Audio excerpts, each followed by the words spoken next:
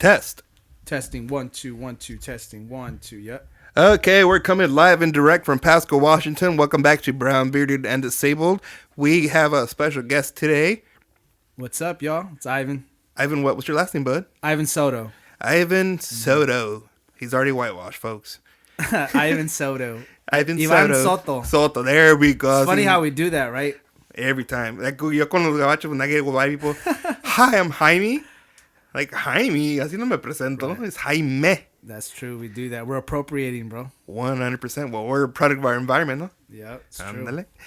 All right, Ivan. Well, what do you got going on? Where are you from? What's going on with your story, bud? What's up, man? So I came up here from Southern California. I'll say like maybe okay. 2 months ago. Came up here, man, just to change the pace. And I met you, man, and it's been awesome. You're welcome. Yeah, no, it is, man. You're a great dude. Thanks for having me on the show, by the way. Oh, man, thanks for coming by. I really appreciate it, man. So people don't know you, but you're a musician, right? Correct. All right. What do you like to do, bud?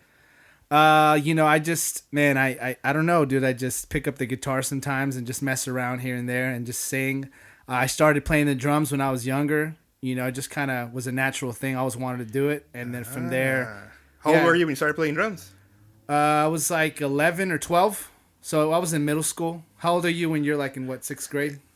Probably. Yeah. Like 11 or 12, right? Something like that. Yeah. I was probably 11, younger. 12, probably 6th grade. Yeah. So, yeah, it came during middle school, man. Just started playing the drums, messing around with that, and then convinced my friends to start a band. Do you still remember your first kit? Yeah, dude. It was a Tama. Oh, cool. You weren't messing around. Yeah. I helped a little bit, worked for it, and my dad put in the rest. Shit, my first one was a freaking first act, bro. I'm embarrassed to even say that. A what? First act. A first act? What's that? See? They're for kids, bro. Like, literally for kids. Is it like one of those ones that like... They're horribly cheap. I think it's like one of those ones they sell like at the local music shop. Yeah, like Walmart. Yeah, I got it at Walmart, dude.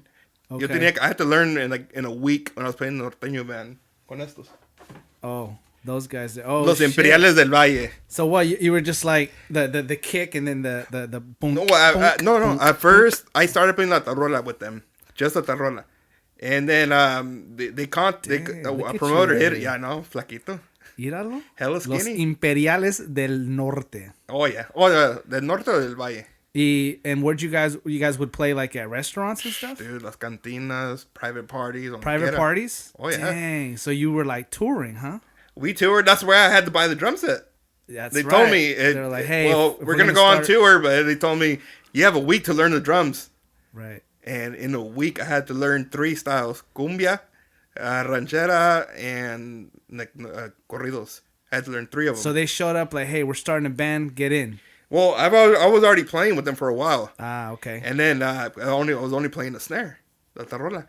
And when they say, yeah, we're going on tour, but we need you to play the whole drum set. Can you do that? I'm nice. like, I don't know how to play drums. Like, well, you got a week to learn. We're going to get somebody else. I was like, fuck, that's all money, dude. Good money. Right. Like, that music pays. I mean, yeah, it really does. I'm not going to lie. We play for mafiosos, dude. Yeah, that's what I was going to say. When those dudes are drinking, then the money just starts flowing, bro. No. Right. And here you go. Cantame otra. Dang, how long did you do that for?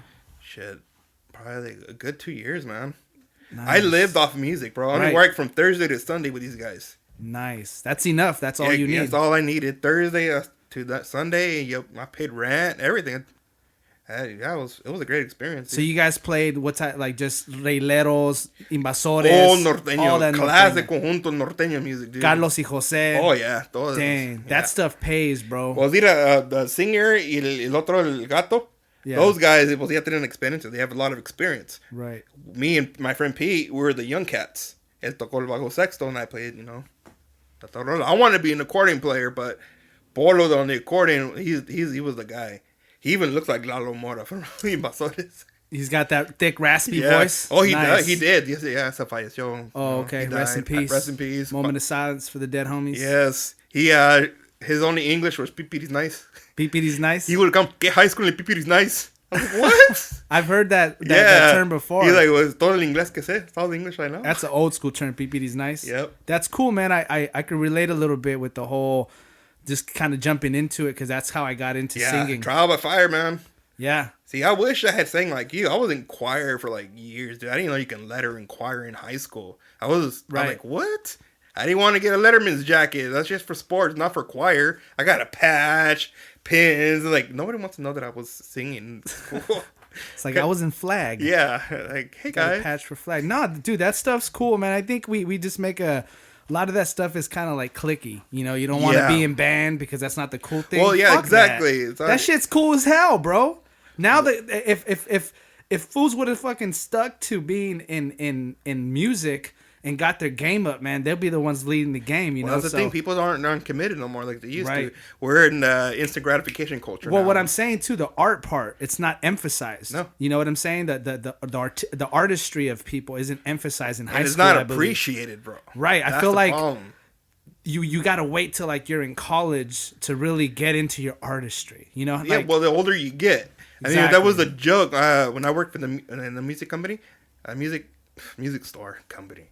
When I worked for a music store, my friends could try to get me into Wilco, and I was like 24, like Wilco, and I listened to one, it's like, nah, and no, yo, it's a, and when I listened to it, I'm like, oh, now that I'm 35, 36, I'm like, I can really relate to this shit. I fucks with this. Like, Wilco, was that a band? Yeah, dude, Wilco's a shit, dude. They have Wilco? great guitar playing. Yeah, they're really mellow. I mean, Nice. it's definitely music for mid 30 people and up. Right on. And since I'm in that, demographic, I'm like, shit, now I like Wilco. And they're Dude. good. I'm about to show you. It's like, do you like Hootie and the Blowfish though? Are you at that point? Are you that type of 30s yet? Oh, dude, who didn't like Because Hootie there's when it came levels, out? bro. Who didn't like Hootie? Dude, I can't name one song, but I know that's kind of like the band for the Over the Hills guys. No, I'm just kidding. Isn't that dude doing country now? Darius Rucker. Dave Matthews Band and shit. Oh, I hate Dave Matthews. I've don't always like him? hated. Dude, I hate his. That's That's how he sounds. Yeah, he kind of sounds like his voice sums up, but pretty good overall, man. Yeah. The lyrics, I guess. Well, I don't talk shit about musicians. Even if I don't Right. like the band, if you're a good musician, I will give you your props. Right on. But if your lyrics are shit, I'm gonna let you know. True. Because for me, it's all about lyrics. Back it up. Why ruin a good song with shitty lyrics? Right. Plain and simple. I mean, that's just me. A lot Yeah. of people like that You're a shit. purist, that's why. Exactly. Exactly. I'm a purist. I mean, that's why I'm not really a fan of cover bands because, Right. why put all that effort in but to play somebody else's music instead of yours? Correct. You're more than capable to, come up with your own original shit. But like I said, instant gratification culture now. Yeah, Everybody- it goes back to the cultural thing. Like kind of what we were talking about earlier about the non-emphasis of artistry. And now, now that we're older, we have to balance creating with a job. And that takes a lot of energy. That's like, if there's percentages, that's like 60% of our energy spent on daily things, monotony. Right. You know what I mean? And very few can kind of like escape from that to go to a space where you can create. Well, that's the thing. Like, I feel like it's harder and harder to find more safe spaces where an artist can feel comfortable enough to just create without fear of judgment or any bullshit like that. See, when you get into that, like it gets like all the liberal bullshit, like fluffy, like or safe space shit. I think it's like we don't appreciate the artistry as a culture. It's not something that we're so much into for whatever reason. Right. It's more like like faster things like you said, sex and shit like that. I think it's a cultural problem too. You know what I mean? That because there are good artists out there, man. Dude, that's some good ass artists. They're just not. Well, that's known. the thing. They're not being. They're not being recognized. They're not put on Front Street like the rest of this other shit. Well, they might have a badass voice, but they can't package a good voice because they want right now. The industry's all about what you look like, and we want to package the whole thing. It's the mom and pop shop thing. Exactly. Like I know some good ass soup down the street. Yeah. But they won't eat this soup on over here because it's not known. You got to come over here. Yeah, and that like I said, going back to the culture. That Right. everyone's in the mainstream. Whatever's popular, whatever's good, they'll eat it up. It's one I can't stand the radio, dude. Anything top 40. Yeah. It's already been proven. Top 40 is nothing but a formula just to make money. Correct. A lot of these songs you're not gonna hear in 3 years, 4 years, maybe for fun as a joke, but not like songs from like the 80s or 70s. When songwriters were actually writing real shit about good substance, love, all shit that matters. Well, we kind of need a soundtrack to The Matrix. We do a bunch of non-real shit, so we kind of need a non-real soundtrack to go with 100%. So the people that are plugged in can be entertained. Exactly. So that way we can kind of keep it running while listening to. It's got like it's all one thing, man. It's like with the food, right? Yeah. We're getting degenerated food or biochemically improper food our music is improper, 100%. philosophically on multiple fronts, and our air, our water, it's all one, you know what I'm saying? And we're settling for like a generic version of what we could otherwise be, man, because we're a lot better than that. I feel as a culture, a lot of I stuff think we you said it produce, best. and most people want more heartfelt stuff. If you talk to people, they're like, "Shit, that's true." But if that's the case, why isn't that being showcased more? You know what I mean? Because it doesn't make money, bro. Right. That's the end of the day. It's all about money. The mighty mammon. Yes. Mammon. Yep, that's true. No, man. but you made a perfect. You made sense perfectly. Like people just settle.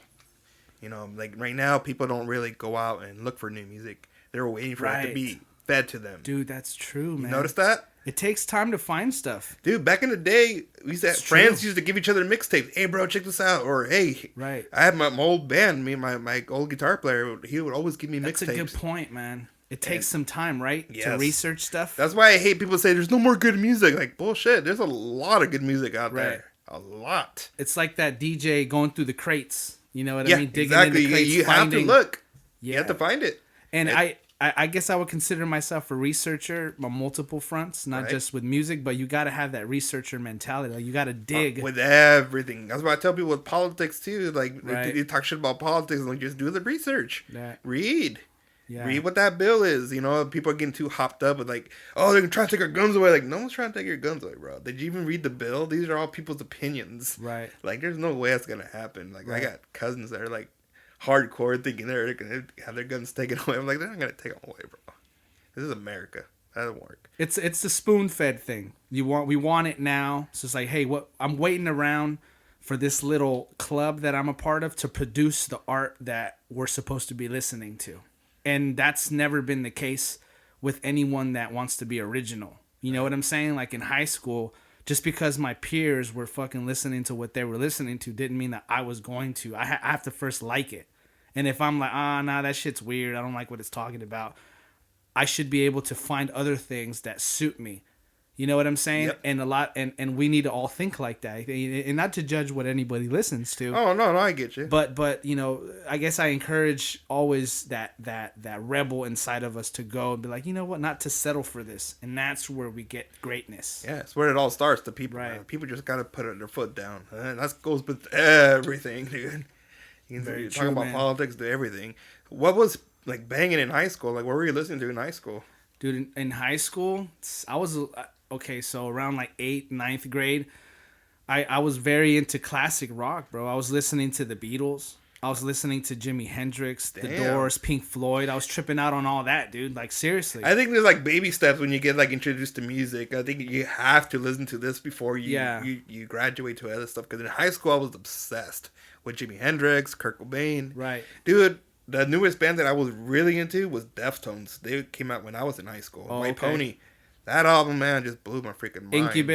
Incubus was the shit. Morning View, best album for sure. And but yeah, dude, like high school, you take baby steps, and then when you get in your 20s, you get into different music, and you get in your 30s, you get to different music, shit you never thought you'd listen to. Right. And like now, I'm listening to shit I never thought I'd listen to, but now I am now. Do you feel like in some ways, like high school, talking about that era, is kind of like a social brainwashing programming tool? We were 100%. We were kind of introduced to that whole cliquey bullshit. Like, hey, well, I'm a rapper, I'm a punk rocker, and me, I've always like, what the fuck is all that? Like, I just like what I like. Like, why do we have to form these cliques? You know what I'm saying? Well, that's pretty much how high school is. Everyone's got their own little clique and everything. Like me, dude.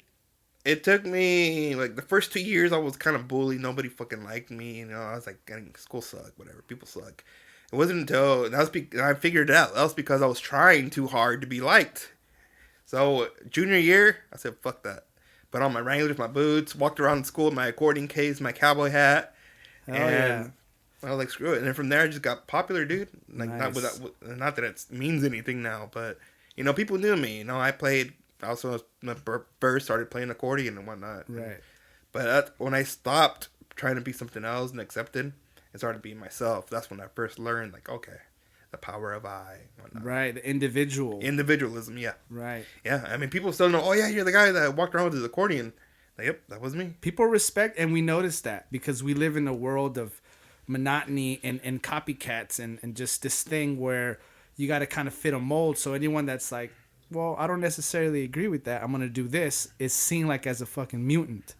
But reality, we're all that special. Right. Some people have said, oh, this guy, man, he's just so awesome, of like certain artists, right? We love those people. But I say to everybody, like, that uniqueness is inside all of us. You know what I mean? We all have the ability to tap into that what I'm going to call that God consciousness inside of us. Right. That's 100% unique. When somebody figures it out, dude, they're like, you know what? Everyone around me listening to this shit. Okay, let me check it out. I don't like it. I'm going to go this route. I'm going to read the books I want to read.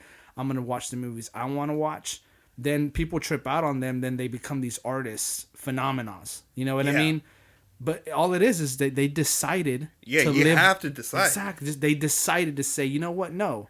If I don't like this shit, I'm not going to like it. It was like what I used to tell my friends, like, hey, man, check this band out. They're like, nah, dude, I don't listen to that white boy shit. It's like, wait, what? Dude, yes. Where do you get that it's a white boy thing? Like, first of all, rock music is not a race. Rock is not. Yeah, music's a universal thing. Exactly, man. And I mean, Mexicano, for example, my parents, esa música de rock and no sé qué, they talk shit. La música del diablo. Yeah, exactly. Right. See, I'm a Satanist now. Right. Well, the thing is, I grew up in a ghetto-ass trailer park, dude. And everyone listened to hardcore rap, the radio and everything. So my brother and I, it's like pre-YouTube, pre-all that shit. There was nothing, no internet. Well, I mean, it was there, but I'm talking about like 94, 95, dude. So for us, we had to like really go out of our way to listen to other shit. And because everybody would listen to Tupac and, all Notorious B.I.G., freaking Bad Boy, all that shit that was popular, Right. And me and my brother and I were the only ones that kind of went against the current and went the other way. Right. And it took, like I said, my parents were like, oh, the música del diablo. And I said, no, it's not. That's true, man. That's how it is sometimes, because you shut yourself off. Like I tell, my parents had their thing, and they think that they're right, and anything that contradicts that is kind of evil. Like you said, the whole, es música del diablo, it's devil stuff. Basically, what they're saying is they're prejudging something before even knowing what it's all about. You know what I'm saying? They're going out of their way to say, you know what, this stuff is not what I like. But in reality, like, a lot of the stuff that we listen to is talking about good messages. Right. And like, just because they're screaming doesn't mean they're talking about bad shit. Well, I think that's kind of based on ignorance, right. with everything. I mean, I'm not going to lie. There was, in high school, though, I'm going to admit this. A lot of people don't know this about me. I fucking hated Rage Against the Machine in high school. Really? Yes. In high school, I'm like, I didn't really care for it. I was playing accordion. That's probably why. I was in a different onda, Okay. I was listening to like all the norteño stuff, but my friend's like, oh, you got to check out Rage. It's a Mexican singer, rapper, and all. But like, all right, check it out. I'm like, this fool's voice sucks. I didn't appreciate that shit till I was in my 20s. Oh, okay. And started getting into like real revolutionary shit, when being woke, if you will. Right. That whole thing. But yeah, in high school, I hated Rage, dude. Was it Zach de la Rocha or Roca? Zach de la Rocha. Yeah. They have a message. A lot of people now, can't stomach it. Now I'm like totally on board. Right. And that shit rocks, dude. That band is heavy. Right. They're great. And the lyrics. He did a song with Los Tigres del Norte, no? Zach de la Rocha? Yeah, I think they really? They collaborate in L.A. Dude, that's awesome. I think they collaborated in L.A. I'm going to have to check that out. I don't have a Jamie like Seth Rogen. Like, hey, Jamie, you pull that up. Pull that shit up, Jamie. Pull that shit up. I guess I am Jamie. Yeah. Hey, oh, you are, dude. I'm Jamie. I got to do it myself. Dude, Fuck. pull that shit up, Jamie. What are you wasting time for? It's not a video podcast, so people won't be able to see, but I'll put the link in if I can find it. Zach de la Rocha, Rage Against the Machine, playing with the iconic Los Tigres del Norte in Los Angeles. I saw it years ago, and I just remembered it right now. So if I find it, I'll put it on the link in the description. I just saw that Tigres del Norte Netflix special. Oh, the Folsom Prison? Dude, I have it on my list, but I haven't watched it yet. Gotta watch it, bro. My parents loved it. Aren't they the first band, like, after Johnny Cash? Like, only, like... To go to Folsom? Yeah, I believe so. So it's only 2 bands that played Folsom? I believe so. Damn. Yes. Well, I saw the little preview in the little trailer. They're talking to, like, the inmates and how their music was, like, influential and how it helped them, right? Right. They were basically saying that they had a message for the oppressed. Right. And a lot of people that were in there kind of feel that the justice system didn't really do so much right by them because of the fact that they were immigrants. So they gave those people a voice. Exactly. This is way back then. Which is a trip. I mean, a lot of those guys are going to be in there another 10, 15, 20 years. And here comes Los Tigres del Norte with the shit that speaks to them still. That's pretty dope, man. It's a really nice Netflix series. You should check it out. I'm going to have to check it out. It's funny, my old rock band, we named one of our songs after them in homage. We call it Tigers of the North. Tigers of the hell yeah. So those who know what's up, My homie one time, he was like, "Hey, did you hear about Tony Hawk died?" I was like, "Oh, what the fuck, dude? Tony Hawk died?" He's like, "Yeah, dude, Antonio Aguilar." Oh. Tony Hawk. Get it? Aguilar Hawk, yeah. Yeah, I was like, "Fool, you're a fool." That's a Chicano joke, man. Doesn't work for everybody. That shit was funny, bro. Man, I feel real cool to be on the show like this, dude. Oh, thanks, man. You're my first guest, believe it or not. Yeah, dude. I've been doing it. I've been flying solo. I'm like looking around. I'm like, okay, dude, you got your setup here. You're doing the thing, man. You're getting it done. I have the equipment. I'm like, fuck it, just do it. That's awesome, bro. So why not? I appreciate the invite, dude, and just like how cool you've been to me since I met you coming up here. It's kind of weird coming from another state sometimes. That's exactly how I felt when I moved to California. It was the trip because I was raised, like traditional Mexicano, respectable and everything, good manners. Right. When I went to Oakland, dude, I kept, that's me. That's my heart. I've always been that way. People thought over there, like, I had ulterior motives. Like, what the hell is this fool about? Like, because nobody acts like that. Or girls thought I was flirting with them. Like, I'm just being polite and a gentleman. My coworkers thought I was a brown noser. I'm like, I'm a Mexican. We're known to work hard. I'm sorry if I'm running circles around you guys.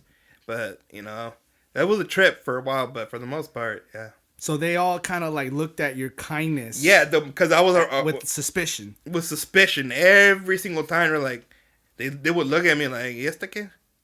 And I was like, that's just how I am. Dang. Like, girls would look at me like offended. I'm like, I'm just being nice. Like, I'm not flirting with you. I got my girl, like. It's almost like they're just not used to that. They are not. In the city, well, everybody lives differently in the city. People like, keep to themselves, Right. And we're out here in Eastern Washington where it's nothing out here but desert. That, you know what? I've tripped out on that small town versus city mindset. Okay, so how are you adjusting to that now that you're up here?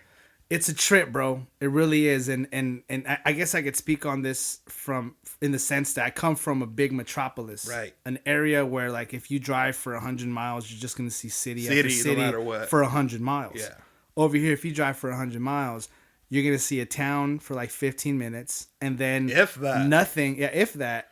And nothing for a good hour. Yep. That doesn't really happen. Well, it does happen in California, but not where I'm from. Right. I'm in Southern California where there's a lot of cities. So one of the things that I started to notice is that, like, I started to see the same people over and over in the city. Like in Sunnyside. Like, I, drive around. Like, I feel like I seen the butcher, the baker, and the candlestick maker all in one fucking day. You know what I mean? Yeah, those small towns are like that. At different places. So I would go to the store. I'd be like, hey, aren't you the... I see aren't you the girl that works at the coffee shop down the street? And you just don't see that over there. You see people working in their element, but you don't see them again because it's so big. Yeah, I tripped out when I first moved to Seattle. It was crazy. I thought it was a big ass city. Nah, I was running into people all the time.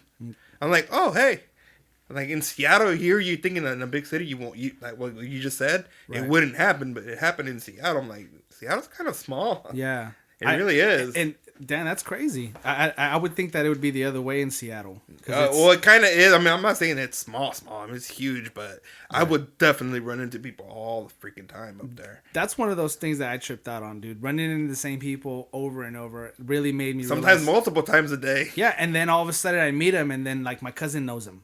Yep. So there's the other layer to it. Everybody knows everybody. And also too, the whole the weather. And the way that everything is filled here and stuff, it's charming. It may be commonplace to people up here, like we take it for granted up here, right? But it took for me to move back from California, like, oh, place is beautiful, man. Right. We do take it for granted. It's very beautiful over here. Wine country, the hops, all this stuff is. To Dude, me, I remember when I was a kid, there was like no wineries, Now they're everywhere. Mattawa, like Mattawa's kind of far. Like I don't think if you've been there yet, but No. it used to be nothing but agriculture, like big, like apple orchards and all that shit. Right on. And now, dude, a lot of those fields are just cleared out, and there's a bunch of wineries and big old plants out there. I'm like, damn. Like from Prosser to Walla Walla, it's all wineries. Dude, this girl I met, where she serves wine at this spot in Sunnyside. And Right. she was telling me that there's so many wineries around here, and she goes wine tasting. And there's beautiful views in the countryside. Yes. There's wine tasting near where I live in Temecula, but it's not like on this level. You know what I mean? This is like more... Dude, honestly, I think this is bigger than Napa. I used to live like 10 minutes away from Napa Valley. Oh, yeah, that's right. And honestly, bro, this place is killing with the wine. Putting it on the map, man. You guys heard it here first. Check it out. It's Washington growing. wine, people. That's where it's at. The hops, too, bro. Up Dude, here. the hops are getting crazy up here. I met these brewers that came from Mexico, Uh-huh. and they came up here. They were like, "Sí, estamos buscando hops." So They came all the way up here. They have a brewery in TJ, in Mexicali, and they get their hops for the beer that they make from this area. Wow. Yeah, I was tripping out. I'm like, so ustedes bien, like you guys come from Mexico up here, and they're like, yes, it's the number one spot for hops in the world. In the world. In the world, dude. I don't know why, but I feel like I've heard that before. Yeah, I see. The Yakima Valley, that whole area there is number one for hops, dude. Well, it's all you see up there off the freeway. Anheuser-Busch owns like a shitload of orchard or hop fields. Oh wow, I didn't know that. Yeah, they own like I think like the most the bigger chunk out of any other company. Really? Yeah, man. And you learn something new every day. That shit I didn't know. Yeah, you don't, dude. You're from here, and I'm over here schooling you on. I know. history. Dude, I don't get out much as I move back. You should know. Well, I should. Well, the city of Pasco developed in 19. No, I'm just, Now I know the history of Pasco, and it wasn't a pretty history at the beginning. oh, really? Oh, dude, this place was racist as fuck. Oh, dude. some of that like slave shit was going on over there, killing Native So Americans. pretty much no, I don't know about that. Maybe, maybe that's why there's so much shit activity around the river. Biochemical warfare. But you know, Hanford back in the 40s, they used to have all the workers. Okay. So the African American workers, they were put on the east side of Pasco. You know where? I don't know if you've been out there. There's like an underbridge that goes under. No. No. Well, east side of Pasco, and they couldn't leave the east side of Pasco after 9 p.m. They called it. That's why they call it Los Barrios de los Negros for several years. Really? Yeah. Now it's like Little Mexico, dude. There's no more black people out there. But yeah, that had racist histories, and good old boys would travel from like Kennewick or Richland just to go fuck them up, like just beat them up for fun. Oh, get wow. their kicks, yeah, and then go back to Kennewick. So that's that old school racism. Old school. And that's the thing about Tri-Cities, and pretty much a lot of that's part of the state. A lot of people have a misconception that Washington is all super liberal and all that shit. Like, not on this side of the state, man. This side of the state, I seen fucking neo-Nazis out here, bro. I seen them with their swastikas. Right. I've been yelled at, called Spake and Beaner, like in my own hometown. Like, this sucks. They're living like in time warps, huh? They really are, dude. I've driven through certain spots over here where, like when I went to Pullman. Yeah. You drive through a lot of these little. Pullman's hot, bad, dude. Well, you drive through a lot of these little like ranch communities where it's like population 30 or whatever. I forgot what this little town was called, but anyway, so you see like old ranch style living. So I'm assuming that when you live that way, you can make a decision to not go with changes in culture. You're like, you know what, fuck all that. 100%, yeah. You know what? No, you know what? Fuck that. You know, and you don't change your mind, and you're kind of stuck in this time warp. And, you know, that racism that we call, which is really just hatred against your brother. You know what I mean? 100%. Like hatred is just hatred at the end of the day. I feel it's been politicized a lot, the word, but it's just fucking straight up hatred. It's ignorance. It's fucking stupid. Ignorance. There you go. That's the one thing. And I have with every race, dude. Right. Every race that I've met, the Mexicanos were bad too, you know? Like, dude, there's a lot of racist Mexicans, dog. That's you know what I'm saying. People Let's trip air out. that shit out right now. Yeah, Let's people get that trip shit that. all People out there, trip bro. out on that, but that's true. People think white people. No, hey, I've met some racist ass Mexican people. Oh, when there's you know when somebody comes up on something in the hood, immediately you think it's the black food that moved in. Oh, los negros. El mayate and all that. That's shit. what the old school Mexicans think. Oh, like, dude, man, 100%. I mean, even in Mexico, like indios in India, it's a slur now. Yeah, dude. And it's a slur to you call somebody Indio or India, and you call them stupid. Yeah, seriously. You know, and they're indigenous people. I mean, look at what's that actress that was in that movie Roma? she won the Academy Award, and all the big Mexican actors were hating on her, talking shit, tweeting like all this shit. Like, dude. Speaking about that, I had this little confrontation with someone on Facebook. Really? And it was due to, okay, so where I'm from in Michoacan, there's a lot of indigenous people there. Michoacan is Mexican, Michigan. Michigan. Michigan. So where I'm from, there's a lot of indigenous community there. Right. And they live kind of like in the highlands, in the mountains more so, and they come down. Isn't that forest called like Cheran or something like that? Cheran, yeah. That's one of the areas, and they're descendants of the Purepecha. Right. So not to go into a long-winded history, but anyway, they come down from the plains, and they sell their stuff to everyone else. Like, so they make little makeshift stuff. They make food, all sorts of different things.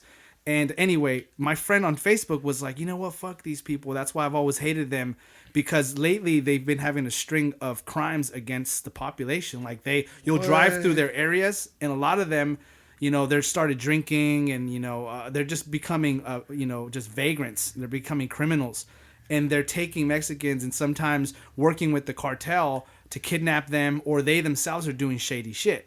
So the indigenous population obviously is not prone to their people becoming corrupt like anyone else. Oh, hell no, because they've always been pure and righteous, dude. You know? I mean, I wouldn't say they're pure and righteous. They're like anyone else. But she was basically using the fact that some of their population is being, evil toward the general population, you could say, as something to say, I hate these motherfuckers. And she was like, you know what? That's why I don't buy shit from them. And just that form of vitriol was like, dang, girl. Like, I told her, like, the truth comes out. Like, this is how you felt about them. That's not the right way to feel. And on Facebook? Yeah. And she was, that's why we should stop buying from them. We should petition. We should stop buying from the indigenous people, because some of them are kidnapping our people. And it's like, so are you going to stop? It doesn't sound like a big problem.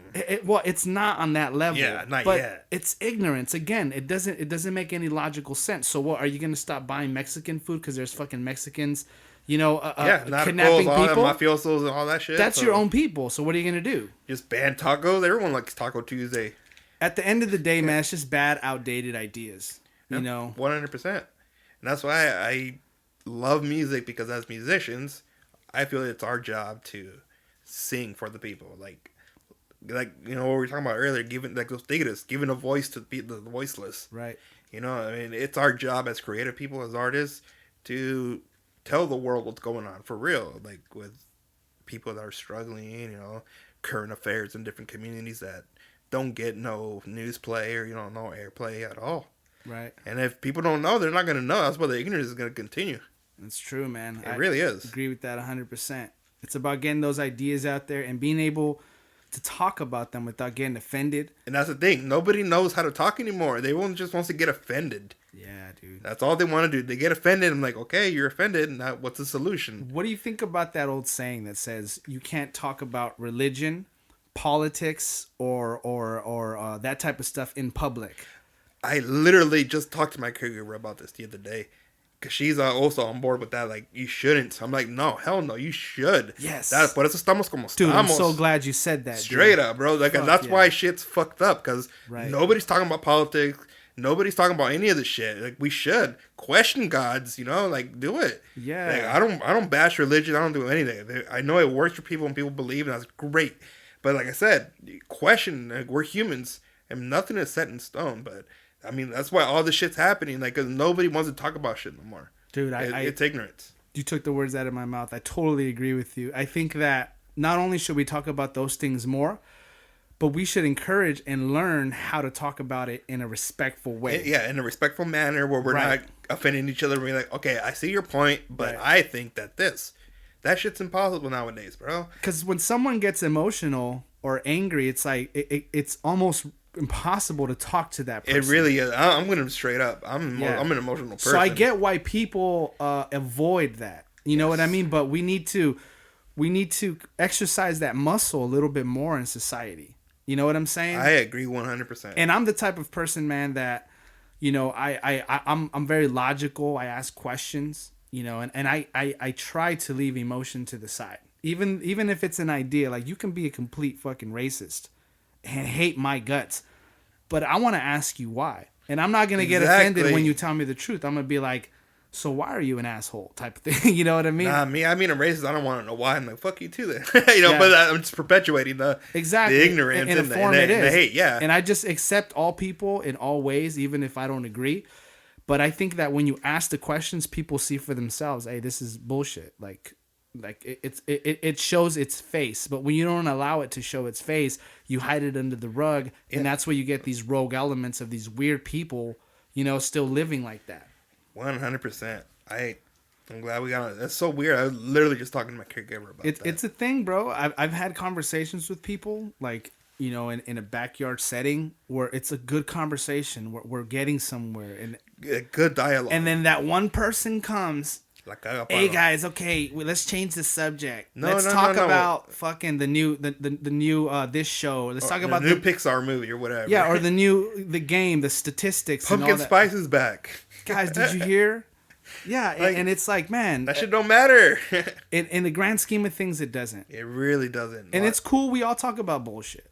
You don't always talk about something. Well, we need to be entertained, and there's a lot of it out there. But right. People just want to stay entertained. But there's a time instead and of place. Exactly. Instead of being informed, they'd rather be entertained. Well, that's why we have each other, bro. We're the weirdos. We are the weirdos. We always find each other. 100%. We find each other, and then we make podcasts. Yeah. Right on. And people like it. We'll see what happens.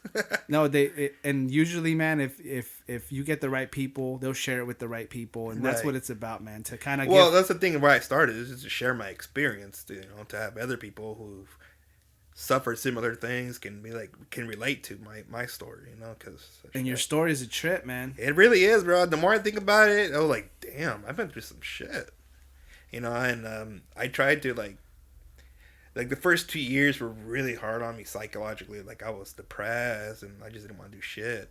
I started getting frustrated and about things that I couldn't do anymore.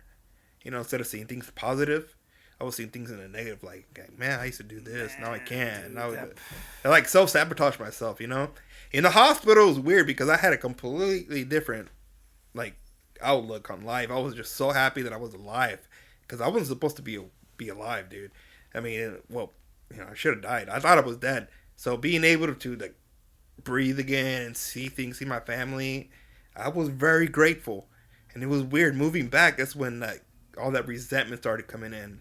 It wasn't I was expecting that at the hospital, because even they were tripping out. Like, you're so positive, and are you sure you're not holding nah? I'm just happy to be alive right now. The fact that I'm talking to you right now is a gift. And the psychiatrist over there would trip out how positive I still was and whatnot. But like I said, it was weird that it took me coming home to finally start feeling what she was telling me about. And then I started feeling resentment and frustration. And a lot of it was frustration. And I was frustrated because my brain was telling my body to do things and it wasn't responding. And that shit was frustrating. Man. And before this happened, before I had my brain bleed, I was super independent. I was never home, dude.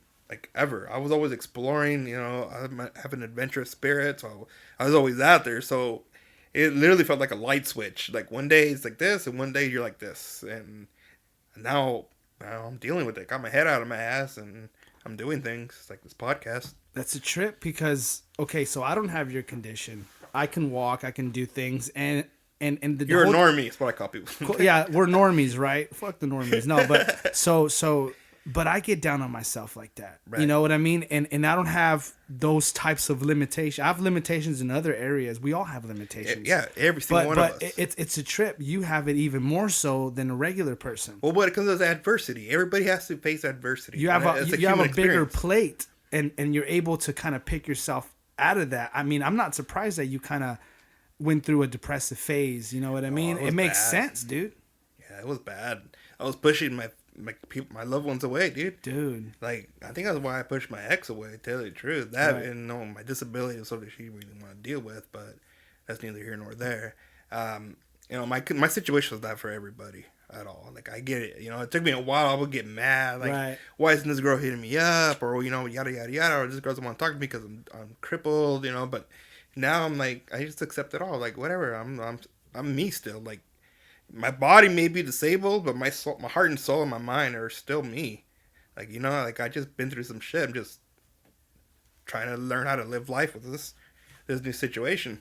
Yeah. So man. every day is something new, you know. So I celebrate things that we all take for granted. Like the other day, like I'm starting to punch standing up at the dojo, and that for me is a huge accomplishment because I was punching from the floor, sitting on my ass. So all those little things are great accomplishments, and I can feel my balance, coordination, like the fact that I go to the gym 6 days a week. You know, like I work out, dude. I'm fat, but I'm fit. I'm Dude, trying to lose it all. Bro, and my fat ass can't report one day. Every day it's like, Ivan, didn't come today. And you're over there doing it all the time, dude. Like, Dude, that's awesome. See, people like you, dude, are very special in our lives, man, because you're like a mirror. You're like, hey, motherfuckers, like, get your fat ass up. Like, dude. you know, you can do so. If I'm over here doing it, you know, what's your excuse? I have an excuse. it's like those people that run, dude. Sometimes I'm driving and they're running and they're reminding me that I should be doing the same thing, and I'm over here eating a cheeseburger. You're projecting like, fuck. I'm all driving and they're like running, huffing and puffing. I'm like, yeah, that's what I should be doing. But that's cool, man. I totally respect the shit out of you, bro. It's funny, dude. You just remind me of that because like a mirror. When I'm in the gym, sometimes some people like will sit next to me on a bike or whatever, Right. And they'll go just slow, relaxing.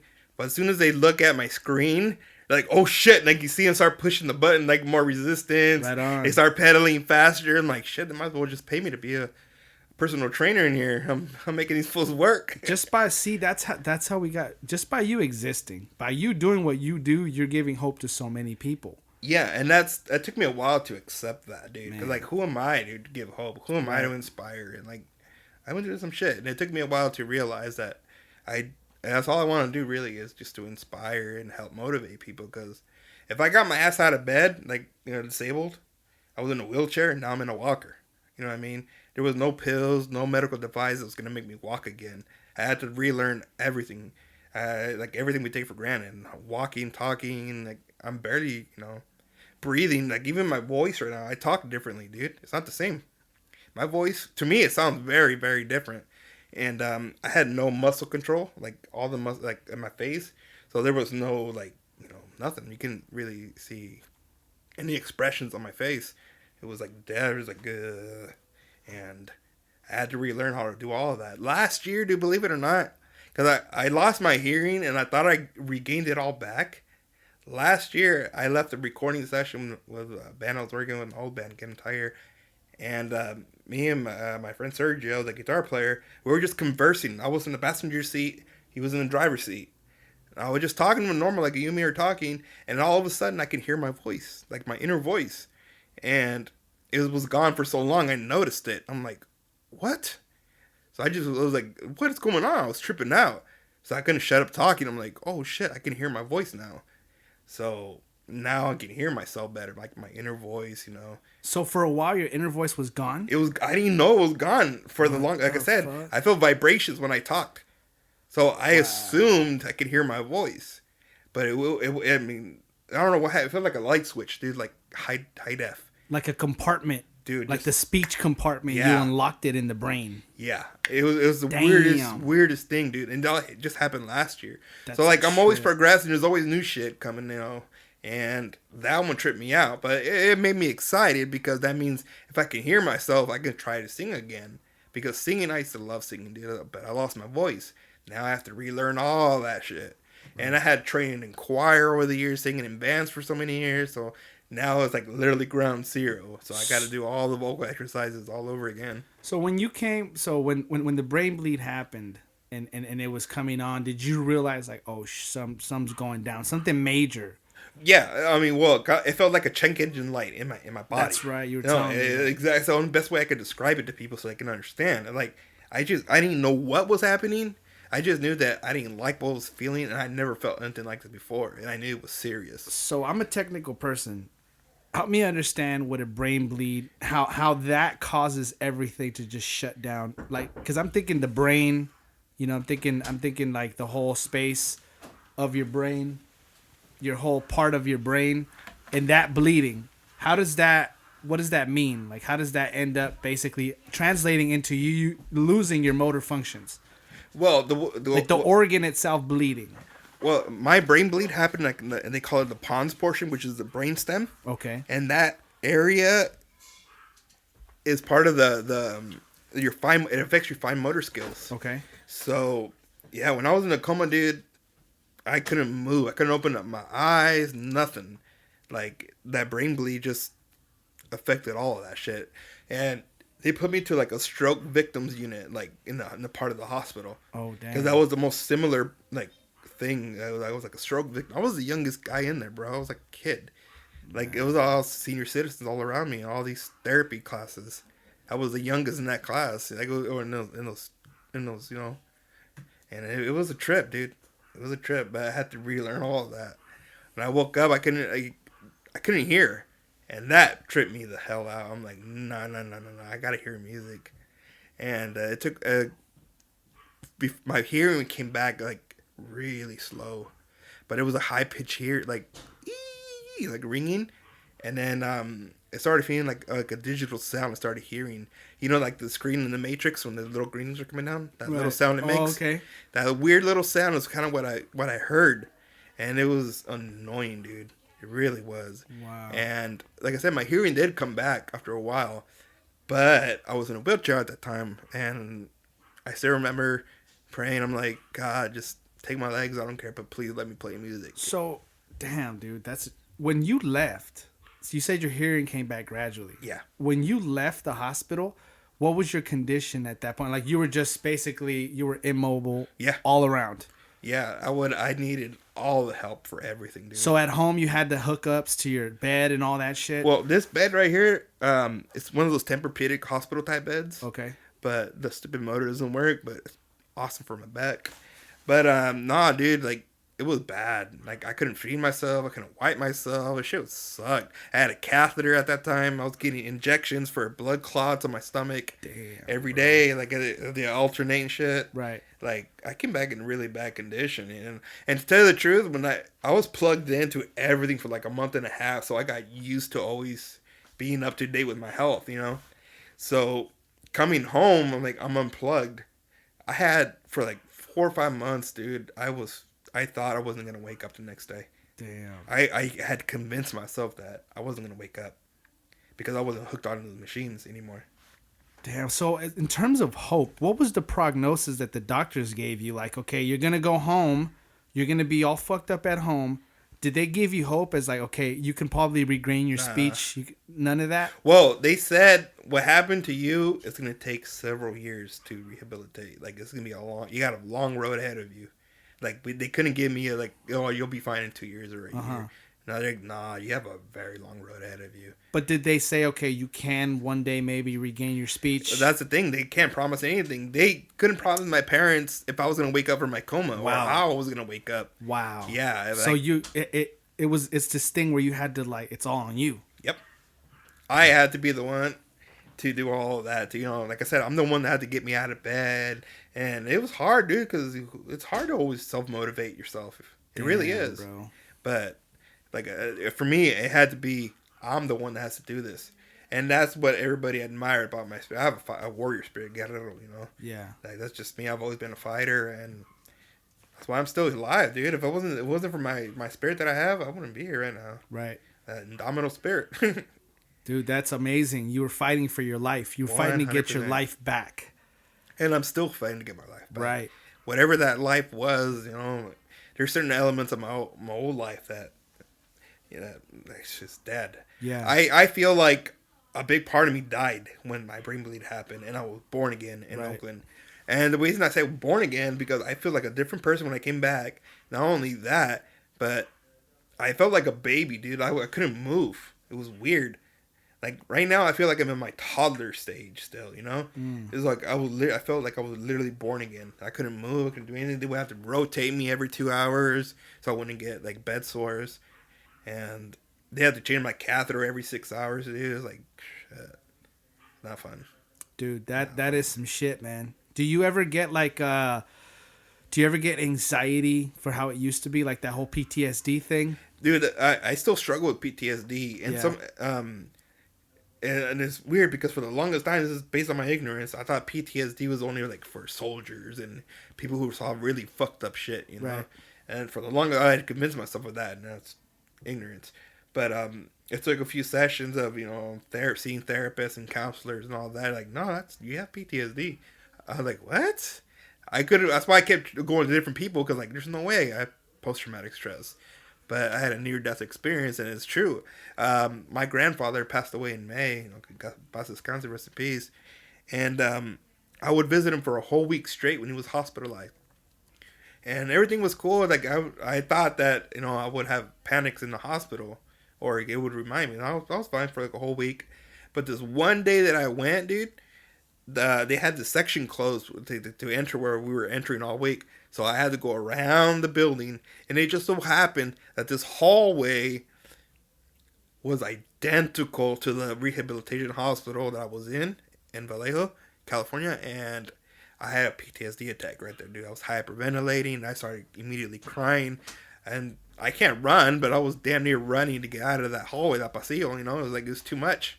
Right. And I was like, damn, and I had to sit down because I didn't want my family to see me that way. They were all there, my mom, my grandma, my grandpa, everybody. So the last thing I wanted them to see was me hyperventilating and crying. Right. And I was like, shit. So my caregiver sat me down. She knew what was going on.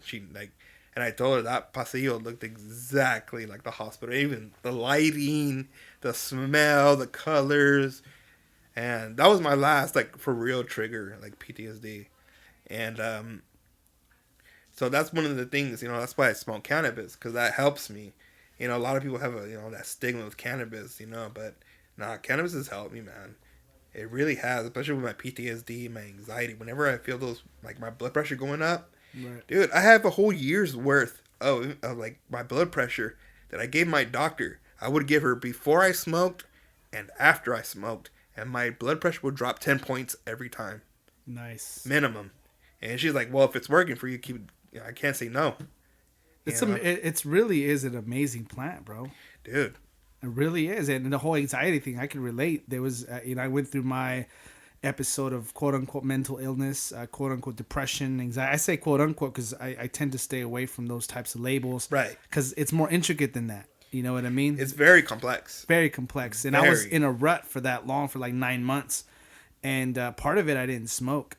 And then when I started to allow myself to smoke again, I saw how much it helped my anxiety. Major difference, dude. Like, to the point where anxiety is just this constant thing in your brain where you're tripping out about some impending doom, and you don't necessarily, you can't put your finger on it, but at that moment, life just fucking sucks, and in your blood pressure. Your breathing. Well, anyway, man, I remember smoking weed after having an anxiety attack, and I was like, I'm stupid. Why didn't I do this from the beginning? And the whole stigma thing, like you were talking about, is a stigma, and then especially with our culture too. That reefer madness, it's changing. Huge. It really is, but it's taking a while, but it is changing. Yeah, I work at a dispensary, and there I get to see the whole demographic of people that smoke weed. Yes, and I see kind of like the older crowd that would otherwise condemn it, kind of becoming more accepted of it. And these aren't people that were hippies back in the day. No, they're like those conservative, like straight and narrow. They do everything right. And I see them, you know, some of them come in only for CBD, but they start asking me questions about the joints and the other weed. What's that all about? How because they want to know now. Exactly. It's there. It's legal. They're seeing that the cannabis plant is being of a benefit to them. And they're asking questions. Well, they're questioning everything they were raised on. Like, right. It's all bad. But now they're like, nah, not really. It's a trip, dude, because you get these people that otherwise wouldn't be caught dead around smokers inside the cannabis shop. And they're like seeing all the weed there, seeing all the stoners in there, and kind of like accepting it, you know. And I think that's so cool, man. And I see that all the time. I get older patients, old school Mexicans that were against weed, you know, looking, you know, tiene algo para my back, you know, something for my back. Yeah. One guy was funny. He came in there asking for alcohol. Marijuana, marijuana leaves in alcohol. Dude, my great tío is like my grandfather. Yeah. When I was a kid, I was like, why is the alcohol like green? They're like little sticks. Yeah. Yo, that pendejo, I didn't know that shit, dude. Right. My grandpa had weed, or my great tío had weed in his house. We found a sack, but they used it for remedios in the alcohol, you know, the alcohol. Well, they were distilling cannabis. That's literally what it is. They're making a form of a concentrate, dude, or a tincture. That's like old school, and those are the same people that would judge smokers. Exactly. Isn't that weird? My mom would always say when she would see people in the street, because in San Bernardino was a really bad meth problem. Well, it still is. Still? Still. And it's probably as bad as it ever was. But anyway, you see those people on the street, you know, their mind is gone, and you know it's crystal meth or one or the other, you know. And my mom would be like, oh, Ivan andan locos, you know, because they're crazy. And I'll tell her mom, like, I assure you that has nothing to do with marijuana. Nope. She'd be like, that's why I don't want you to smoke, because look at them. They're all smoked out. I'm like, Mom, no. That person maybe took crystal meth and ended up at some point frying their nervous system. And they and if they're smoking weed, to calm down. yeah, and maybe they need to smoke a joint. And when they have those episodes, you know, and a lot of the stigmas, it's so hard to really change people's perception, because it's almost like they want to hold on to that for comfort, and they can't see another way of being as being okay or acceptable. They're scared. The unknown, you know what I mean? Exactly, the unknown. Right. And it's all based on ignorance. It really is, man. Like you said, I worked in a dispensary too, but in Berkeley, California. Right. And before they were legal, it was a medical facility. Right. So the patients that I saw, dude, were just like old people. I had a 5-year-old patient that came in with her parents, you know. Yeah. She had like epilepsy, you know. People of all backgrounds would come in. Right. Because it's for everybody. It is, dude. It's a healing plant. And for me to see that made a huge impact in my life. So I became like super pro cannabis. I'm like, yeah, who doesn't like, if you like to smoke weed, you like to get high, but there's so many benefits to it. And I was fortunate enough to see that. And I was lucky enough to be able to work in the fields in Northern California as well. Yeah. That was an experience, but I believe that plant should be helping everybody. Yeah, and I'm more of a libertarian, you know. I mean, I'm not the whole like reefer, you know, cannabis club thing. I don't think everybody should smoke it. I don't think it's the answer for all the world's problems. No, it's like drinking. Yeah. Some people can't drink. Like, you shouldn't be drinking this. Right. Or some people are like, I can't drink vodka. And that's how weed is. Weed is not for everybody. Like, right. I have friends that come up, hey, I'm thinking about doing this. I'm like, I'm going to tell you straight up, weed is not for everybody, dude. I mean, everybody reacts differently. Everybody's wired differently. Right. So just because I smoke an indica, that indica might do something differently to you. Because your brain's wiredly different. Yeah, it's a psychoactive component. It really is. Some people even get anxiety when they smoke it. That's why I can't do sativas. Yeah. Because of that reason alone. And that's not good. Like, I would not advocate it for everyone. No. You know, because we're over here talking about it like it's the best thing since sliced bread. And in some ways it is. But there's another side to it. There's another side to it. If you smoke it, you can have an anxiety attack. And I tell people, like, know what you're getting yourself into. And if it's good for you, then good. Other people, they can't drink. Because they act like, you know, they're out of pocket. They're people that they're not. And same thing with weed. You got to know yourself and know why. But for the most part, it's like we have the ability and the freedom to experiment with our consciousness, with our body. And I'm fully for that. And I don't think anyone has the power to take that away. Oh, no. I mean, states are falling like dominoes, dude. Right. Everyone's legalizing. States that you never would have. Massachusetts, really? Right. Like, they're legal now? Yeah, dude. New York decriminalized. Like, shit's changing, man. Like Bob Dylan said, times are changing. I think it's going to be a positive thing. I actually do think so. And I think a lot of companies have a responsibility to present their product in a way where it's universal. Like, soccer moms. Normalize that shit. Because it's normal. Right. And, like, it's cool for a soccer mom to go drink wine out when she gets home and pop some pills. But go home and smoke a joint. Now she's the worst mother in the world. And everybody flips their lid. Everybody flips, and I'm not for that. Right. And so I feel like we still got a long ways to go. We do. We're on the right path, at least. I feel we are on the right path. Dude, for my mom not to think I'm a criminal for working at a dispensary, right. I think we're getting somewhere. It's funny because I work at a store. You know, I kind of wanted. Yeah. They're like Una tienda. What type of store? Mom, we sell weed all day, every day, ounces, whatever. I just had to tell her what it was. It's funny. Who had more of a problem, your mom or your dad? My dad. Your dad? My dad's still very like, you know. I mean, I just live, man. They know I smoke. Right. They know I work at a dispensary. I'm older.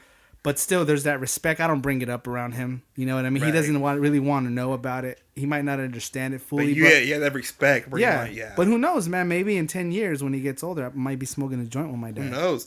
Honestly, for me, it was the opposite. It's my mom. My mom was super reefer madness. Oh, okay. My dad was a pothead and marijuana before I was even born, dude. Like, straight up.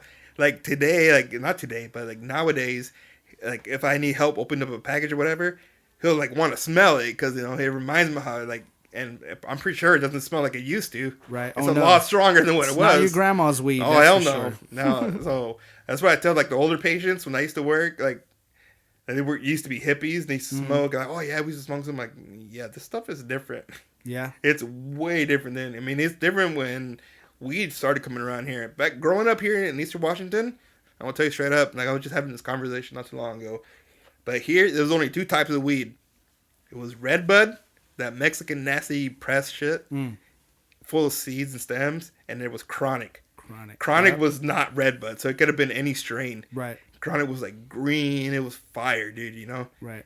Back in those days, there were no names yet. Like there is now, it's like a plethora of them, like a shit ton. But in those days, it was just 2.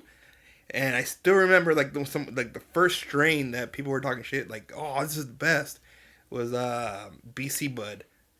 BC Bud came from like British Columbia, and like that's the first time I heard a strain, a name, and then came White Widow. Those are the first 2 that I remember here around here. So if somebody, oh yeah, I got that BC, people would trip out like, oh shit, it's not that Mexican, it's not chronic, BC. Like you had another option, so people would like, hell yeah, you know.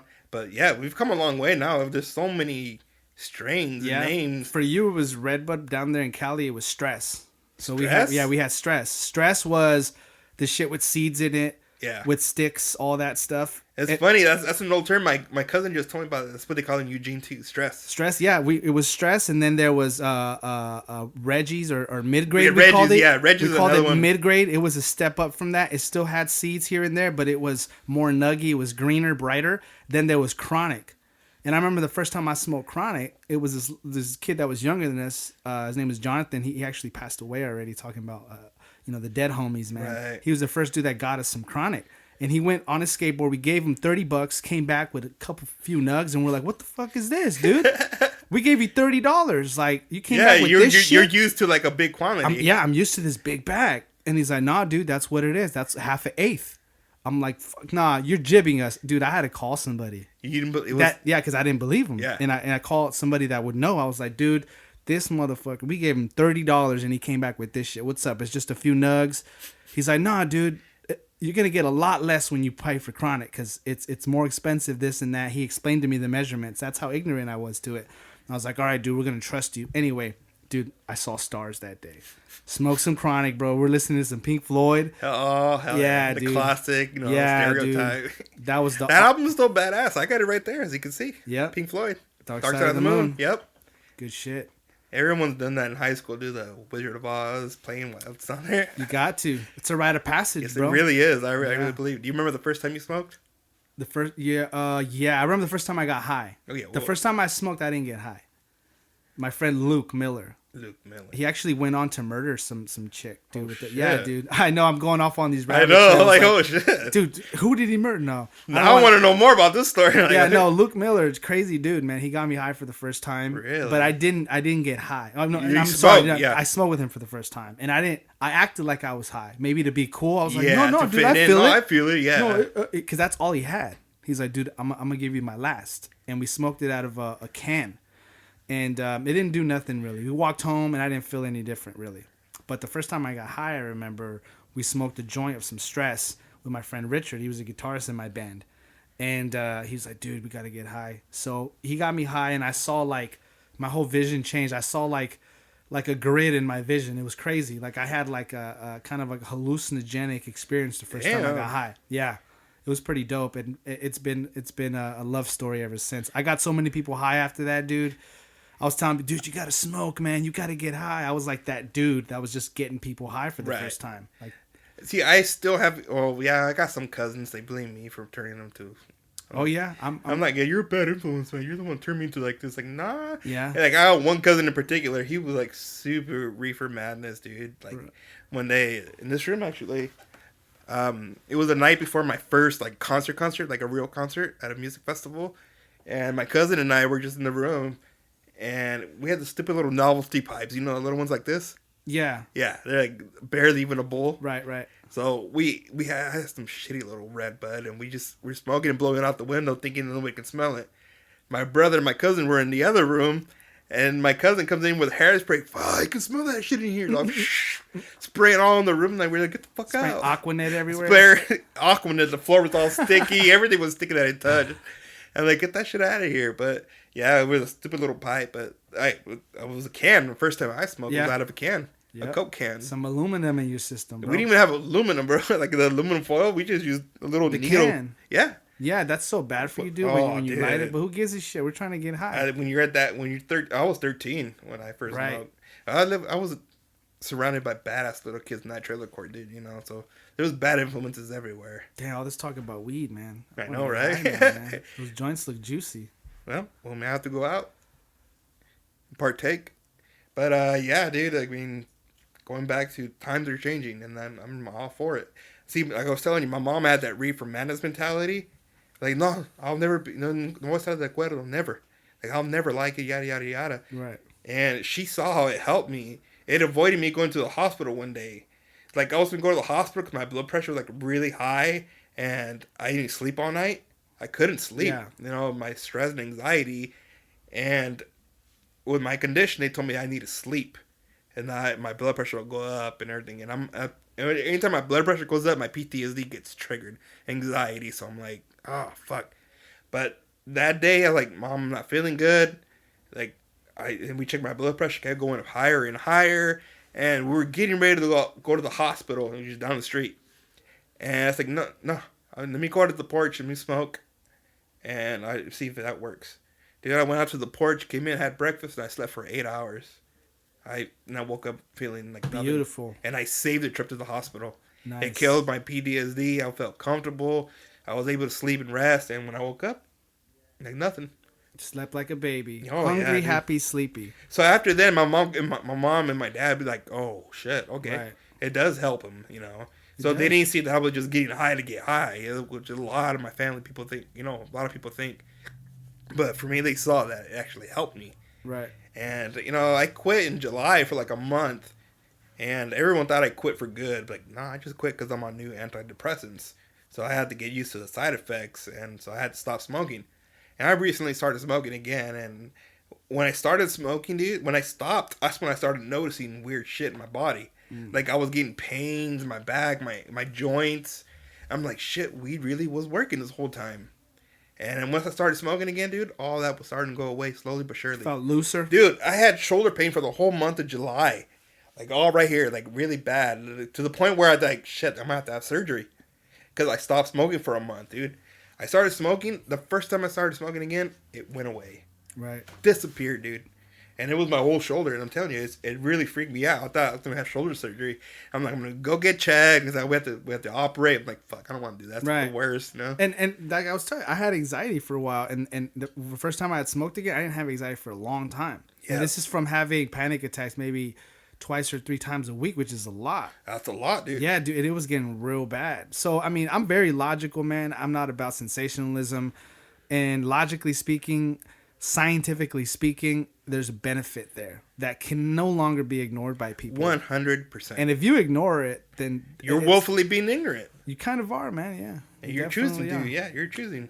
Yeah, we got the times are changing, like you said, like Bob Dylan said in that song. Yeah. I got it right there in vinyl, so. Yeah. Yep. Man, we really covered so many topics in this conversation. Yeah, dude. It comes natural, man. You're a solid bro. You really are, man. You're a solid brother. Yeah, you're fucking solid too, man. Like, it's a pleasure to have met you, bro. Really. Straight up. I mean, when I met you, it was at that concert in Sunnyside.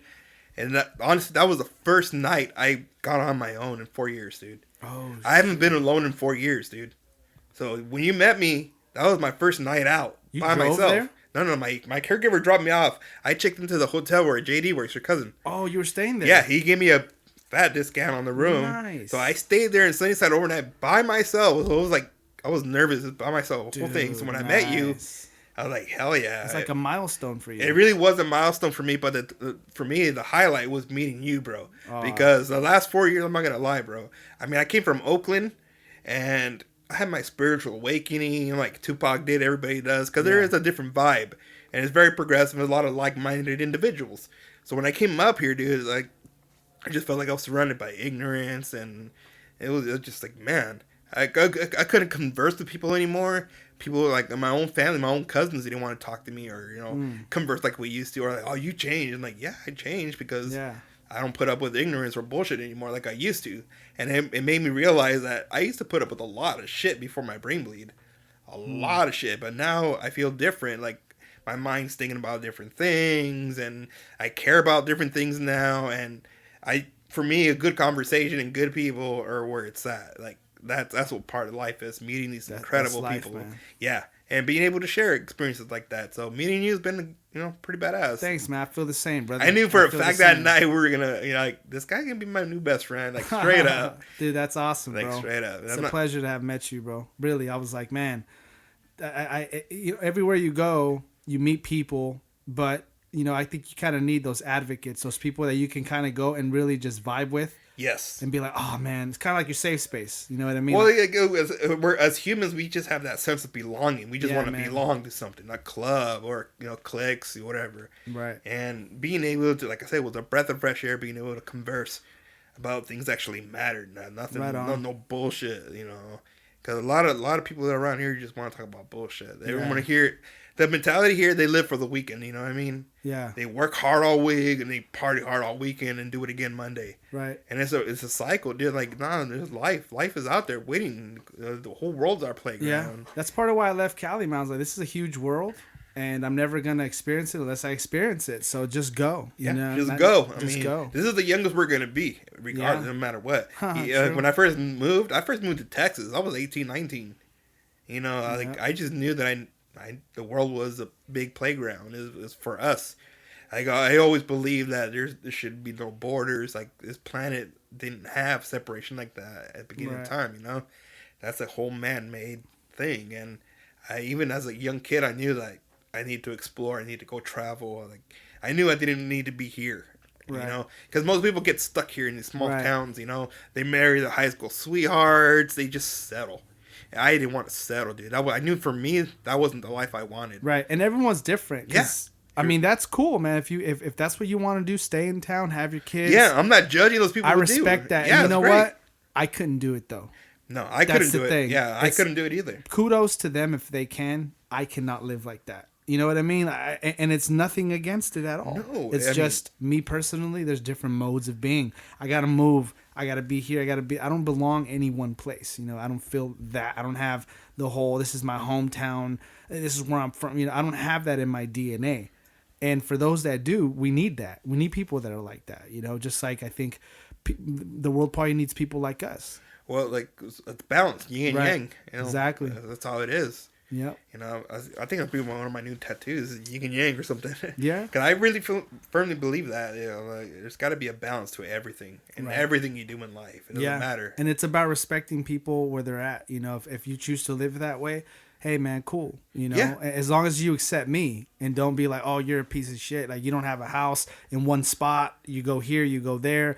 You don't believe in living in your hometown and getting a job and a career there and then having it's like, no, I don't necessarily believe that.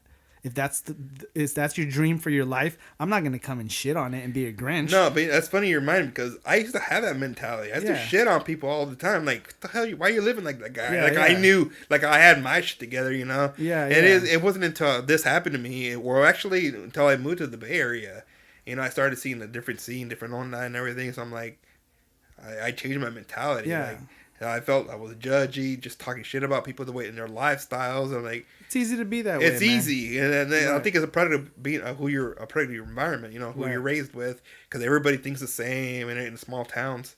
But when I went to the city, like, it's like, I lived in the cities before, like in Seattle, whatever. But Oakland is its own freaking energy, dude. It's like a whole different world. Right. It really was. And that place is what got me to change my mentality, 100%. That'll do that to you. You remove yourself from the place where you're most comfortable. Yes. And you allow yourself to overcome the fear of something different. Oh, they call that what's the word? When you're scared of foreigners. What's the word that they call something phobia? Do you know? Phobia? No, it's not foreigner phobia. Jamie. Yeah, it's some word. I forgot the word, but it's some people have that. You know, they're scared of the other. I guess I am Jamie. So let me just. Now I got to find out what it was. Of the different. You know. What is the fear of immigrants? Not even immigrants, right? It's not agoraphobia. Agoraphobia is like you don't like xenophobic. Xenophobic. There we go. There it is. Xenophobia. And that's a lot of people are xenophobic, not about strangers only, but also about strange cultures or different ways to live. You know what I mean? And that's all ignorance because they don't know. And if they don't know, they don't experience it, they don't care. And they talk shit. And that's where I had to catch myself, dude. Like, dude, you don't know what those people are going through. You don't know their story. Yeah. Like, it was easy. Like you said, it was very easy to talk shit about people, like bring them down. And now I'm like, okay. In the Bible, there's a passage. It says that my people perish for the lack of knowledge. And he's talking about, you know, the tribe of Israel, that they perish because of their lack of knowledge. And a lot of times we perish. We don't evolve for a lack of knowledge. Like, we have people that come from Mexico here, and it's almost like they still want to live in Mexico here. Instead of assimilating.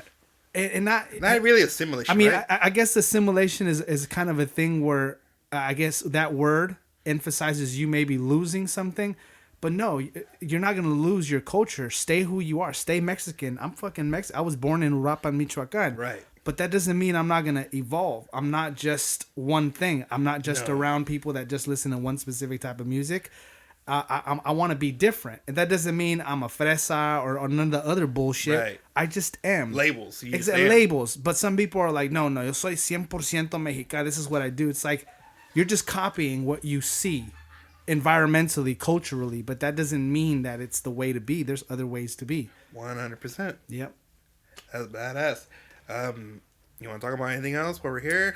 Man, dude, shit. I feel like we talk about so many things. I think we covered so many topics right now. Like, man. we're trying to talk about music, but talked a little bit about everything, so there's nothing wrong with that. Yeah, dude. It's easy to do that with someone that's like-minded. Yeah, it really is. You just get lost in your conversation. Bounce off ideas, bro. 100%. So those who don't know, Ivan and I recently collaborated to work on some music.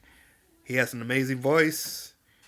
I taught him everything he knows. No, no, but he does have an amazing voice, and he's a great songwriter. Like, he writes his own material. Thank you, man. Yeah, it really is, dude. Like, those lyrics that you write, how you sing with all that emotion.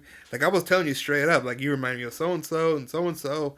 Like, I can hear different influences. People that you didn't even know influenced you. Like, I could hear it through your voice. Right. Like, I was pumped. The minute you started singing, I'm like, yes. Dude, thanks, man. Like, appreciate that, I know dude. we can do some shit, so. Yeah, I appreciate everything, man. Everything you said, and it pumps me up. You know, because I think it's very, very simple to just be like, it's all right. You know, I tend to be very critical of my own stuff. Singer-songwriters, dude. That's 2-for-1 talent, you know. So when people are impressed by it, it's like, whoa, really? You like this? Well, so I'm a music nerd, love, you know. Man. I'm a music nerd, so like, real recognize real. Like I said, I won't talk shit about musicians. I'll talk shit about a band. It was based on what their substances. You know, what are they? What's your message?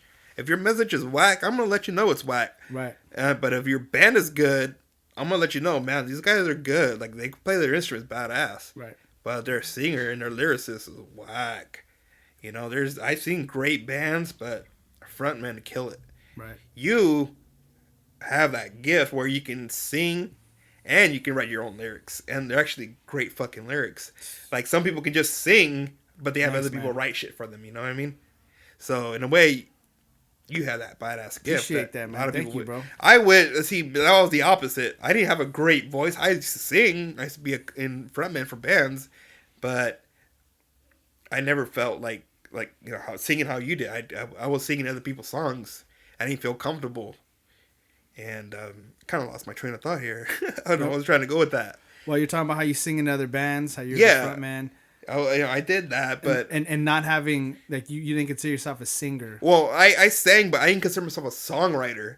Like, I would try to, but I would get writer's cramp or writer's block. Writer's block. Yeah, I couldn't come up with lyrics, dude. Like, I had friends that would just write like nothing, dude, and I'm like, oh, I'm a musician, I'm an artist, I could do that shit too. Right. Nope. I would get so frustrated because I would play on my guitar. I was a musician, dude. I could play instruments, and I had to make peace with that. I'm like, I'm not a songwriter, and I'm 36 years old. I've only written like my original stuff, like lyrics and everything, my songs, like 4 or 5 songs, if that, Okay. that are original. My, Dude, that's not bad, bro. Most people don't even write one. That's good. I guess, but I bet you have all those hits. They're just, I mean, they're not hits yet, but they have the makings of hits. Yeah. Thank you, Straight man. up. Thank you, Straight man. up. And for those who want to hear his music, I'm gonna drop a link of a little demo we did, and we might redo it. But you guys got to hear his voice. He's gonna be up and coming, and I'm glad I got to meet him. And I'm glad I'm getting to collaborate with him, dude. Like, I can't wait to create shit with you, man. No, thank you, man. What Are we having a bromance? the material we got is very, very rough draft. It is. You know what I mean? I almost have to like give it with the caveat, but there is no caveat. If people enjoy it, that's awesome. And that's a blessing that you gave me the opportunity to record, because I feel like I had to record it on my phone and stuff, but this is just me, bare bones, man. Dude, and like I said, I don't have the fancy equipment, but I got it works. Nah, dude, it's all love, man. Appreciate you getting the stuff out there and sharing it with people, dude. If someone likes it, like I said, it's a very rough draft. I'm working, to find musicians, people that are interested and have the same vision, so we can produce something for the world, man. We gotta put a team together like the Avengers. Yeah, dog. So if any of you guys out there plays the triangle, we're looking. Actually, don't even say that, bro. I know too many musicians, actually, people that play weird instruments. Yeah, not to bash anyone that plays the triangle. No. That's a very serious instrument. Has its place. Oh, I don't know why, but I have an alarm for 4:00, and I don't turn it off. Oh. I don't know why I even put it, but at 4:00, a stupid alarm goes off. Dude, you gotta move it up 20 minutes. I just gotta turn it off. Like, I don't need no alarm at 4:00. And I live in the city. You had to check the time for parking. When every 2 hours you had to move your car and shit. So I would set alarms for that. But yeah, you're supposed to put it for 4:20. That's why. Oh, okay. That's maybe that's what happened. That's or right. 4:00 to get ready for 4:20. True. Who knows? 20-minute preparation. Yeah, dude. exactly. You got to get comfortable. Yeah. Get the right snacks. Get the right music. Roll it up. Pack a bowl. It takes some time. Yeah. It's 4:22. Sometimes it's not as simple as people make it seem, dog. No. There's an art to it. There really is, dude. Like I said, I'm a connoisseur, if you will. Right. There's some people like that with whiskeys and cigars. Like my dad and my brother love whiskeys. Oh, okay. And the way they talk about it, the smells. And that's how I am with weed. I'm like, I got that from my dad. My dad likes the finer shit, you know? And nada corriente, nothing, But he likes the good shit, and that's how I am with my weed. Like, because you get shitty weed, and it's like I said, it gives you anxiety, or you just don't feel it, or it'll give me a headache, and like now I have another problem to fucking handle with, and I can't take Tylenol or I can't take ibuprofen, but I can take Tylenol, but I don't like taking pills, so I have to deal with this headache, and it won't go away. Right. So that's why I only smoke good shit. And people think, oh, you're a snob. I'm like, yeah, kinda. I got spoiled in California, but I like the good stuff because the good stuff doesn't make me feel sick afterwards. It actually helps me. Good for a reason. It's good for a reason. It'll stop a panic attack like on the spot. Everything. So, right. De la buena, like my dad says. Saca de la buena. Yeah, exactly.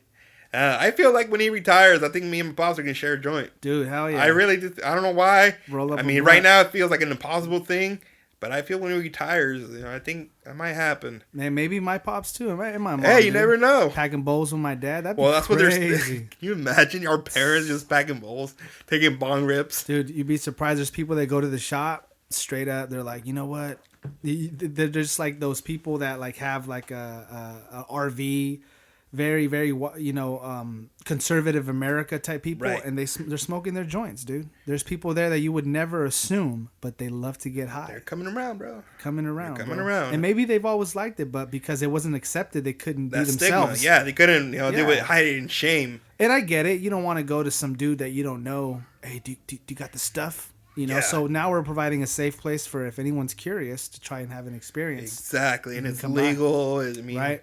And for me, it's like some people drink beer after work, whatever. Yeah. I like to smoke a joint, and there's nothing wrong with that. Yeah. There really isn't. And like I would have to educate my caregivers that I had over the years and let them know because they always had that they're Mexicanas, they had that reefer madness. Yeah, exactly. You get all scared, and I would educate them, Right. and before I was ignorant too, I would hide my shit in shame. But when I got into like the industry, that's when I started realizing Right. that it's a beautiful plant Right. with like a lot of benefits, and I've seen it firsthand and what it's done to people and what it's done for me. So that's why like it's impossible. Nobody in the history of the world has died from marijuana, like Right. ever. People die every day from alcohol. Yeah. And here we are banning vapes. How's that affecting your industry right now? It's a lot of people have asked. Hey, so far we still have everything for sale, Right. But yesterday they took all the stuff off because I guess the law did go through. Oh yeah, I did read that about that. Yeah, so it's anything that's flavored.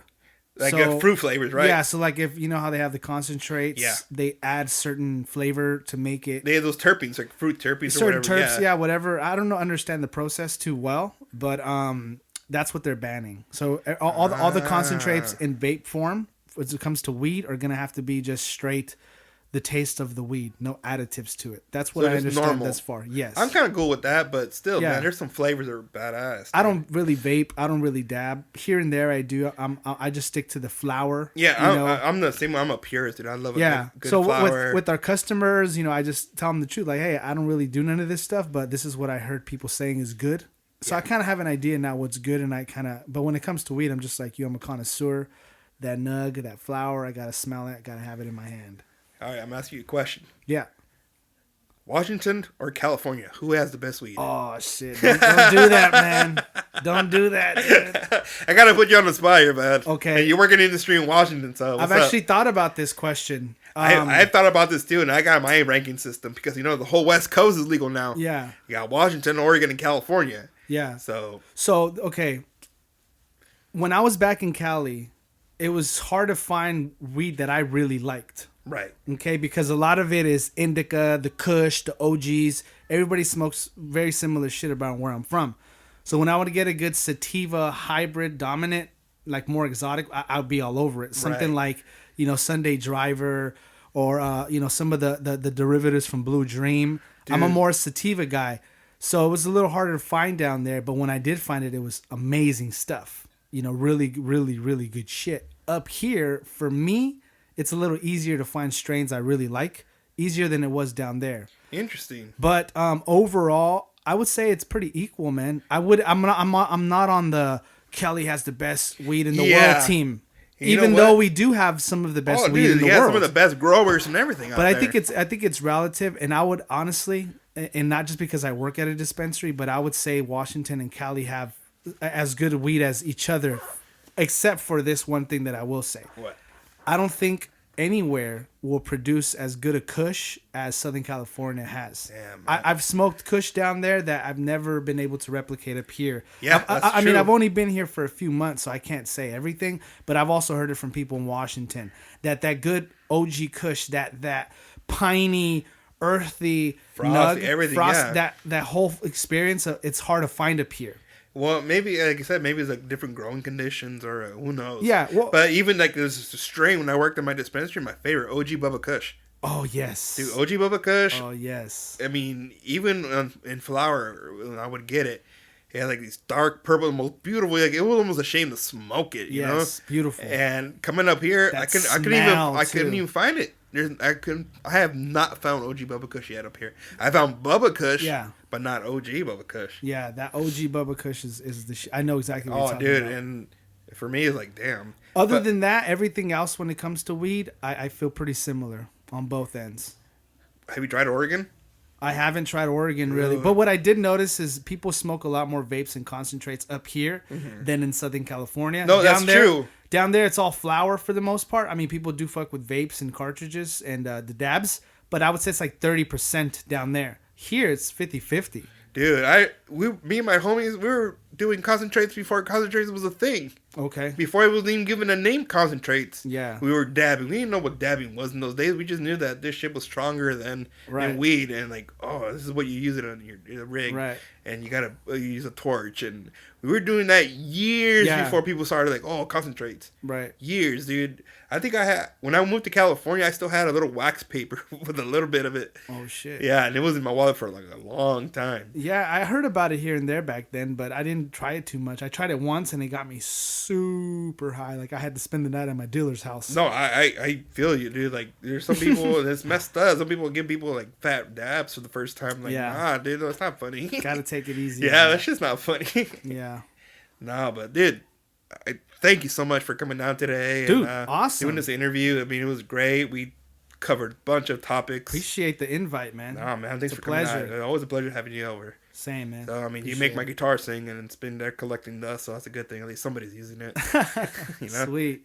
So, yeah, we'll get that link. We'll get it, get your name out there. And people got to hear this shit, dude. It's really good. So, dude, thank you, man. I'm excited. Freak, man. Thank you so much, Jamie. Jaime. Jamie Z is already stuck. Dude, we're assimilating. Don't worry, man. You're not the first one to call me Jamie. I've been called Jaime, Heimer, Pinche Jaime, muchas gracias, Homer. güey. Te lo Yeah. agradezco. Del corazón, cabrón. Gracias. Sí, I can speak Spanish. Yeah, I know, right? Yes, people, we are Mexican Americans. All Chicanos. day, every day. All day, every day. So, again, this Ivan Soto, homie, singer extraordinaire. You got me, Jaime Torres, your host. And this will conclude the episode of Brown Bearded and Disabled. Amor y paz.